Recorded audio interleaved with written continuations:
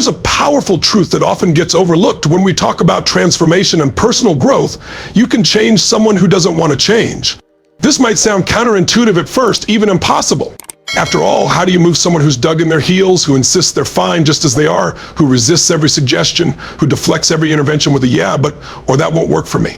The answer is simpler than most people realize, but not always easy to apply. The way to change someone who doesn't want to change is to find something called leverage. Leverage is the secret ingredient that turns shoulds into musts, that transforms ideas into action, and that lights the fire underneath stagnant desire. Without leverage, most people won't change, even if they know deep down that they need to. But with leverage, anything becomes possible. Leverage is emotional, it's psychological, and above all, it's personal. Let's pause for a moment and look at the mechanics of change. People often say, I just don't have the willpower, I'm not strong enough to do it, or it's too hard. But the truth is, and write this down, change is never a matter of ability. It's always a matter of motivation. Another word for that, drive, or even simpler reasons. Anyone can change. The most addicted person, the most toxic person, the most self-destructive individual has the potential to make a radical change in their life, not because they suddenly gain superhuman strength or intelligence, but because they find reasons powerful enough to shift their thinking, their emotions, and their behavior. In that moment of clarity where a must is born from pain or love or necessity, change becomes not just likely, it becomes inevitable. I remember vividly working with a woman years ago who embodied this exact struggle. On the surface, she had it all figured out. She was a colon hydrotherapist, someone whose job was literally helping others detox and heal their bodies. You would think she'd be the healthiest person around, right? But she was deeply ill. Not because of her diet, not because of some physical disorder, but because of what she was doing in her mind. You see, she was a chronic worrier. She obsessed, ruminated, and replayed scenarios in her head that filled her with anxiety and fear. And over time, that emotional pattern made her physically sick, which she repeatedly. Do emotionally becomes part of your biochemistry. You can eat all the kale and drink all the green smoothies you want, but if you're bathing your nervous system in stress hormones every single day, your body will eventually break down. When I sat down with her to do some intervention work, I could see immediately she knew what she needed to do. It wasn't a mystery, but she wasn't doing it. And that's the case for so many people. Let me ask you this, have you ever had a situation where you knew exactly what to do, but you weren't doing it? You didn't need more information. You didn't need another book, another seminar, another YouTube video. You needed leverage. The only reason people don't take action, whether it's quitting smoking, changing their diet, fixing a relationship, launching a business, is that they don't have strong enough reasons. Reasons are the fuel behind every meaningful decision. Weak reasons create hesitation and excuses. Strong reasons create breakthroughs. Every bad habit, every self-sabotaging behavior continues not because people are ignorant or lazy, but because that behavior is meeting one or more of their needs. That's right, human needs.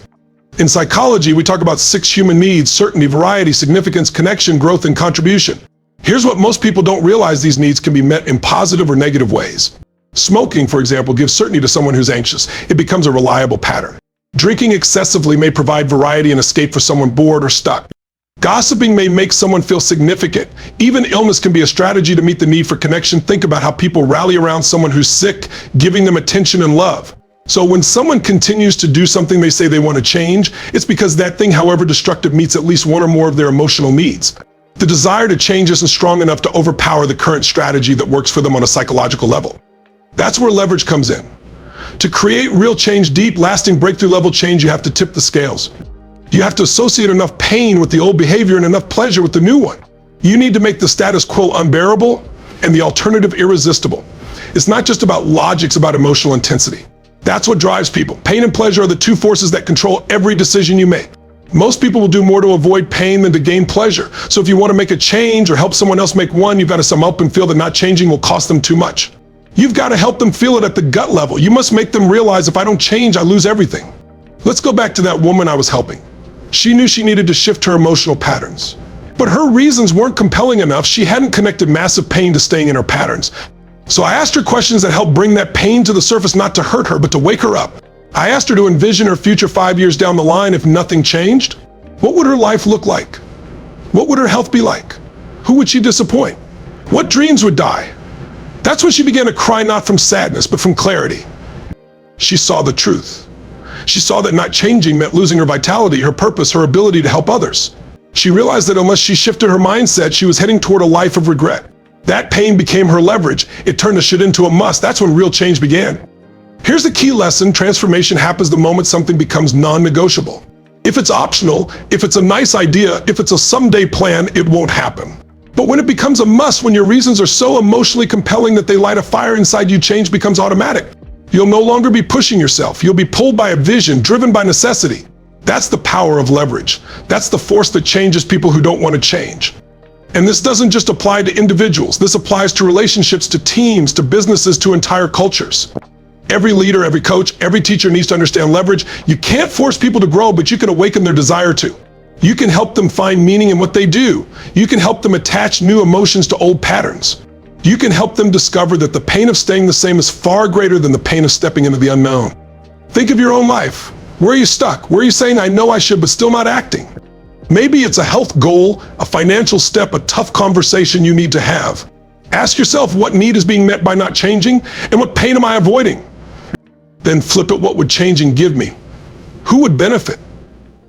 How would I feel if I finally followed through? Write it down, feel it deeply. Find your leverage. Don't wait for rock bottom or crisis to force your hand. Create the leverage now by choice before life does it for you. Change is not about willpower, it's about reasons. It's about emotional leverage. It's about turning I should into I must. It's about realizing that anyone can change when the reasons become stronger than the resistance. You don't need to be perfect.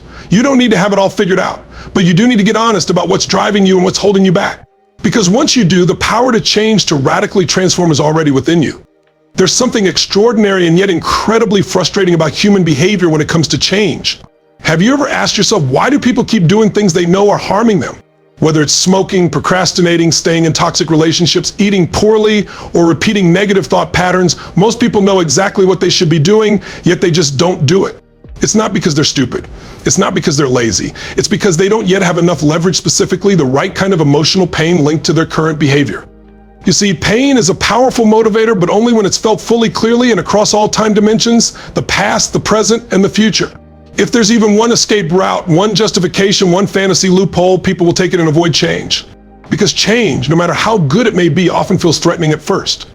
And until the pain of not changing becomes greater than the pain of changing, people stay stuck. Let's dive into a classic example. Someone goes to the doctor and is told they have lung cancer.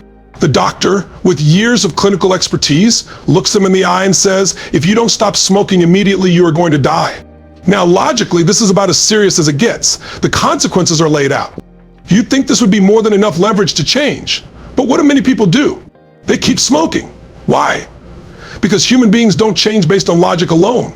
They change based on meaning, based on emotion, and especially based on pain. But here's the catch: many people have developed psychological escape routes that allow them to avoid feeling that pain fully.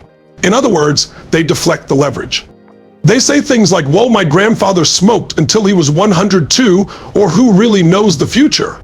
Or I've smoked for decades and I've been okay so far. They rationalize, minimize, and disassociate from the emotional consequences. And in doing so, they rob themselves of the very leverage that could save their life. The problem isn't that they don't have leverage, it's that they refuse to feel it. This is incredibly common. People will cling to the comfort of familiarity even when it's killing them, as long as they have a mental escape hatch. So what's the solution? The key is understanding how pain operates as leverage. If someone experiences pain only in the present, they can rationalize it. If they associate it only with the past, they can say that's over. If they anticipate pain only in the future, they can say that may or may not happen.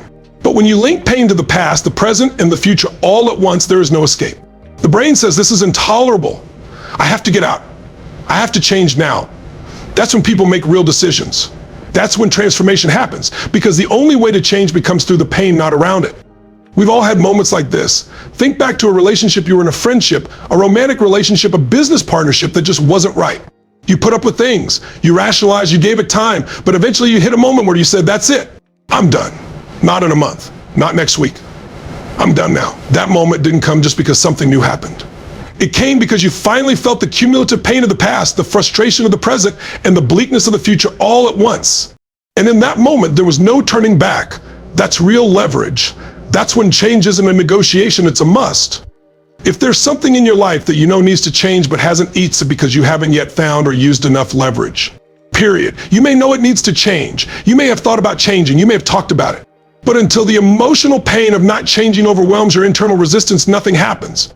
And here's the part most people miss. You can create that leverage on purpose. You don't have to wait for a crisis. You don't have to wait until life forces you. You can generate pain as a tool for transformation, but you must use it wisely. Pain, like a surgeon's scalpel, can either damage or heal depending on how it's used. The goal isn't to wallow in suffering or punish yourself, it's to use short, focused bursts of emotional intensity to break the pattern. Let's say someone has a food or a drink they love. Maybe it's a particular dessert, a type of alcohol, or a rich meal they always crave. They indulge in it regularly. It brings pleasure, comfort, and familiarity, but then one day it makes them violently ill. Not just a little stomach ache, but full-on nausea, vomiting, maybe even food poisoning. Their body reacts so strongly that it's traumatic, and suddenly the brain rewires itself. The food that once brought joy now triggers revulsion. Why? Because the brain now links pain to that food, not abstract pain, not imagined pain, but direct emotional visceral pain. And the association is so strong that they never want to eat it again. That's leverage. That's what happens when your nervous system gets the message, this thing is no longer safe. It's no longer enjoyable. It's harmful. And once that association is made deeply enough, change becomes effortless. You don't have to convince yourself. You don't need willpower. You don't want it anymore. That's the power of linking massive pain to a behavior and pleasure to the alternative. It's not about force, it's about focus. It's about conditioning your emotional mind to respond in new ways. So if you've struggled to break a habit, to make a move, to change a pattern, it's not because you're weak. It's because you haven't fully linked the consequences. You haven't allowed yourself to feel the totality of the pain, not just logically, but emotionally, physically, even spiritually. You're likely still holding on to some positive association with the thing you say you want to change. And as long as that old association still lives, change remains optional. This is why intervention work, real, deep, emotional intervention, is so effective. It doesn't just give people new strategies. It forces them to feel what they've been avoiding. It collapses their escape routes. It brings the consequences of their actions to the forefront and makes them real, raw, and undeniable. It doesn't just show them what's wrong, it makes them experience it. That's where leverage lies. Let me ask you, what in your life have you been tolerating? What are you putting off, excusing, minimizing? Maybe it's a health issue. Maybe it's a relationship that's draining you. Maybe it's a job you've outgrown. Maybe it's the way you treat your own body or the way you talk to yourself. Whatever it is, if it hasn't changed yet, you don't have enough leverage. So how do you get it?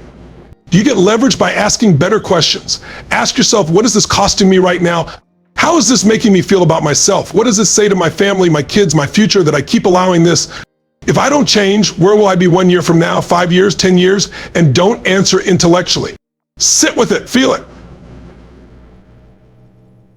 Let the emotions come. Get angry, get sad. Let yourself mourn the time you've lost, the energy you've wasted, the dreams you've delayed. That's how you build leverage. That's how you light the internal fire. And once the pain is real, once the price is crystal clear, start linking pleasure to the new path. Imagine how you'll feel when you're free from that behavior. Imagine waking up with energy, with pride, with certainty. Imagine how your relationships will improve. Imagine the admiration of those around you. Imagine loving the person you see in the mirror. Link intense pleasure to the change. Stack it. Celebrate it. Feel it as though it's already real. This contrasts the agony staying the same. The ecstasy of transformation is what drives lasting change. Because ultimately, change is not about time, it's not about ability, it's about decision. And real decisions are fueled by emotion. The stronger the emotion, the faster the change. That's the power of leverage. So don't wait until life corners you. Don't wait until the pain finds you. Create it now on your terms. Use it wisely. Use it strategically. Because when pain meets purpose, when discomfort meets direction, when suffering meets strategy, transformation becomes not just possible, but unavoidable. There comes a point in every person's life where we face a moment of awakening, a realization that everything we believe about ourselves, our past, and even the future we think we're headed toward, isn't set in stone. Change does not always take time. It doesn't always require years of therapy or a decade of discipline. Sometimes real lasting transformation happens in a single defining moment. That moment isn't magical, it's neurological. The moment we change the meaning we associate with something, our life can shift instantly. And the science behind it is both elegant and powerful. It's called a neuro-association. A neuroassociation is simply the link your brain makes between an experience and an emotion, especially the emotions of pain and pleasure. These associations dictate nearly every choice we make, from what we eat to how we love, from our habits to our self-worth. You may not be aware of them consciously, but they're running your life beneath the surface. If you've ever had a food you used to love, maybe a certain dessert, a favorite drink, and then one day you got violently ill after consuming it, what happened afterward? You didn't need willpower to avoid it. You didn't need someone to coach you. You lost all desire for it. In fact, just thinking about that food made you feel queasy. Why? Because in one moment, your brain switched the association. It once connected that food with pleasure, comfort, sweetness, indulgence, but now it connects it to pain. That's what real change looks like. That's when transformation becomes automatic. The power of that moment isn't in the event itself, but in the meaning your brain attached to it. And that's the great secret of change. What happens to us can be painful, even horrific. Life can serve us unimaginable trauma, heartbreak, loss, and injustice. But what really shapes our destiny is not what happens, it's the meaning we give to what happens. When you change the meaning, you change your entire emotional blueprint. You shift from being a victim of your history to the author of your destiny. This isn't just inspirational fluff, it's the foundation of emotional freedom. You are not your biography. You are not the sum of your past experiences. You are the decisions you make today about what your past means, what your present represents, and what your future can become. You are the architect of your interpretation. And once you understand that power, you no longer need to be held prisoner by your past. You become empowered by it. The same pain that once paralyzed you can become the very fuel that drives your mission in life. But to do that, you must rewrite the meaning. Let's take a deeper look. Two people can go through the same tragedy, say the loss of a loved one. One person becomes angry, bitter, and closes themselves off to love forever. The other turns their grief into gratitude, honoring the memory by living more fully. What's the difference? It's not what happened. It's the meaning they gave it. The first linked unending pain to love. The second linked meaning, appreciation, and purpose. That's neuroassociation action. And it determines whether you grow or shrink from life's events. The same principle applies to everything: addiction, depression, ambition, health, success. People don't just get stuck because of circumstances. They get stuck because their brains are linking the wrong associations. You may say you want to change, but if your nervous system still links pleasure to your destructive behavior and pain to the process of change, you will sabotage yourself every time. This is why most diets fail, why people fall back into toxic relationships, why they procrastinate on their goals. They are emotionally wired to move toward what feels safe and pleasurable and away from what feels painful. So how do we flip the switch? How do we break free from limiting neuroassociations? It starts by becoming aware. Ask yourself, what meaning am I attaching to this situation? What do I believe this means about me, about my life, about my future? Then ask, is that belief empowering me or destroying me? Because no matter how true something feels, if it's disempowering, it needs to go. Our brain will always try to protect us, even if it means sabotaging us, but we have the power to update the programming. One of the most powerful examples of this truth comes from a seemingly simple source, an old black and white movie. Many years ago, I had the TV on in the background, flipping through channels without much thought, when I landed on the classic A Christmas Carol. Most people have seen this story in one version or another. Ebenezer Scrooge, the bitter old man, haunted by the ghosts of Christmas past, present, and future. At first glance, it's a tale of morality, but underneath that is a blueprint for psychological transformation. Scrooge doesn't change because someone tells him to. He doesn't shift because someone preaches or lectures. He changes because the pain of his past is relived, the emptiness of his present is felt, and the horror of his future is revealed. In one night, he experiences the full spectrum of leveraged past, present, and future pain, and it transforms him forever. He wakes up with new associations. The things he once linked to survival, greed, isolation, control, he now links to suffering. And the things he once avoided, generosity, connection, vulnerability, he now links to joy. That's not fiction. That's how human beings actually change. And the best part, you don't need ghosts or visions to transform. You just need to ask better questions. You need to revisit the beliefs you've been living by and examine whether they're serving you or sabotaging you. You need to interrupt the patterns that have been running you and replace them with something stronger. And you do that by consciously linking intense pain to the old behavior and intense pleasure to the new one. This process can be done through journaling, coaching, visualization, or deep emotional work, but the principle remains the same: change the meaning, change the meaning. Let's take a practical example. Let's say someone is addicted to junk food. They eat it daily. It comforts them, gives them a dopamine hit, numbs their stress. But it also makes them gain weight, lose energy, and feel ashamed. They say they want to eat healthy, but can't seem to stop. The issue is not willpower. The issue is association. Their brain still links junk food to pleasure, even though it brings pain. Their brain also links eating healthy to restriction, boredom, or failure. Until those associations change, the behavior won't change. Now imagine sitting down and deliberately linking pain to that food, visualizing yourself 20 years older, sick, struggling, out of breath, disconnected from life. Feel it, let it sink in, then flip the image. See yourself vibrant, energized, confident, present because you made better choices. Link that pleasure not just to the result, but to the action itself. Make healthy food feel like self-love. Make movement feel like joy. Keep practicing this, repeat it, feel it, anchor it. Soon enough, your brain begins to rewire. What once felt like sacrifice now feels like power. What once brought relief now brings regret. And suddenly the desire shifts not because you forced it, but because the meaning changed. This is the real game. Every decision we make is based on what we believe will bring us pleasure or help us avoid pain. But those beliefs are not permanent, they're programmable. That's why some people become addicted to discipline and growth, while others become addicted to chaos and excuses. It's not genetics, it's emotional wiring. And that wiring can be changed by choice. But here's the beautiful part, you can also use your past pain as your greatest fuel. We often try to forget the things that hurt us, but what if we remembered them differently? What if we chose a new meaning? What if instead of saying that ruined me, we said that built me? What if we found the strength, the lesson, the fire inside the suffering? That doesn't mean the pain wasn't real. It just means we refuse to let it be the final word. That's resilience, that's ownership. So If you're caught in a loop, repeating the same habits, the same thoughts, the same emotional roller coasters, no, this is not because you can't change. It's because your brain still thinks that holding on brings more pleasure than letting go. But the moment you truly associate more pain with staying the same and more pleasure with breaking free, the entire pattern can collapse. In a moment, just like the dessert that once made your mouth water but now turns your stomach because your body learned. So can your mind, so can your emotions. You are not bound by your past. You are not destined to relive the same day year after year. You are one decision, one neuroassociation, one meaning away from a new destiny. But you must own that power. You must become the storyteller of your life, not the character trapped in someone else's narrative. Choose your meaning. Choose your direction.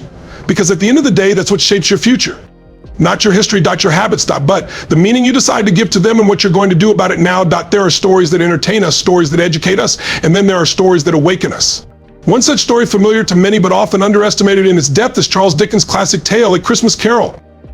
At first glance, it's a holiday tale about a bitter old man named Ebenezer Scrooge, who is haunted by the ghosts of Christmas past, present, and future. But if you look closer, you'll see that it's a masterclass in emotional transformation, neuroassociative conditioning, and how unresolved pain can quietly dictate the course of our lives for decades. I remember one day flipping through channels when I stumbled upon this old black and white version of A Christmas Carol. It wasn't new to me. I'd seen different versions over the years, but something about watching it again in that moment through the lens of human behavior and transformation hit me differently. I suddenly saw Scrooge as more than just a character. I saw him as a mirror of what happens to people when pain, loss, and betrayal go unresolved. Scrooge wasn't just mean. He wasn't born bitter. He was hurt, and his bitterness was armor. Here was a man who once had love in his heart. We learned he had a business partner he deeply cared for, and when that partner died, something inside him broke. There was a suggestion that perhaps his partner deceived him, or at least that Scrooge believed he might have. Whether it was true or not, that belief shaped his emotional world from that point on. What did he decide in that moment? That caring hurts. That love can't be trusted. That money was the only thing you could count on. And so he closed his heart, tightened his grip on wealth, and began to believe that being cold, distant, and ruthless was the key to success. This is where meaning becomes everything.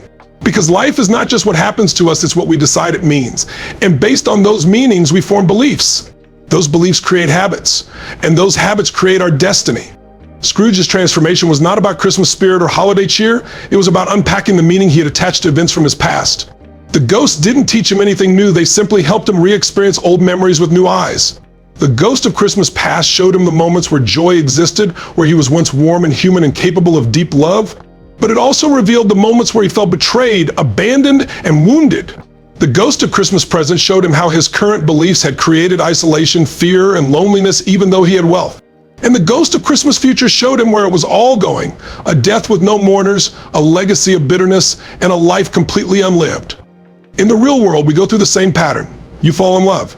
It feels incredible, passionate, vibrant, electric. You feel alive, connected, deeply seen. Then something happens. Maybe the relationship ends. Maybe the person cheats. Maybe you're blindsided, betrayed. And in that moment of pain, your brain does what it's designed to do. It tries to protect you. Your nervous system scrambles to ensure that you never feel this kind of heartbreak again. So what does it do? It assigns meaning to the pain. Not just this person hurt me, but love is dangerous. Not just this relationship failed, but I can't trust anyone. These beliefs become your new rules for emotional survival. And they work, kind of. On the surface, you're protected. You stay guarded. You keep people at arm's length. You avoid vulnerability, but something else happens too. The same walls that protect you also imprison you. They block not only pain, but connection, intimacy, growth, and joy. You go through life avoiding pain, but you also avoid everything that gives life meaning. That's the trap. That's the cost of unresolved pain. And the tragedy, most people don't even realize they're doing it. They think they become wise or gourd or realistic. But in truth, they're just scared. Scared of repeating the pain. Scared of getting hurt again. Scared of being vulnerable. And that fear becomes a silent puppeteer pulling the strings of their life. They choose jobs for security, not purpose. They stay in safe relationships, not soul-stirring ones. They avoid risks, even when it means missing out on the life they really want. All because of a meaning they assigned in a moment of pain. Let's be clear, the event itself is not the problem. People lose partners, people get betrayed. People fall and fail and are let down. It's part of the human experience. But what determines the quality of your life is not those events, it's what you make them mean. If you believe that a breakup means I'm unlovable, you'll avoid love. If you believe failure means I'm not good enough, you'll stop trying.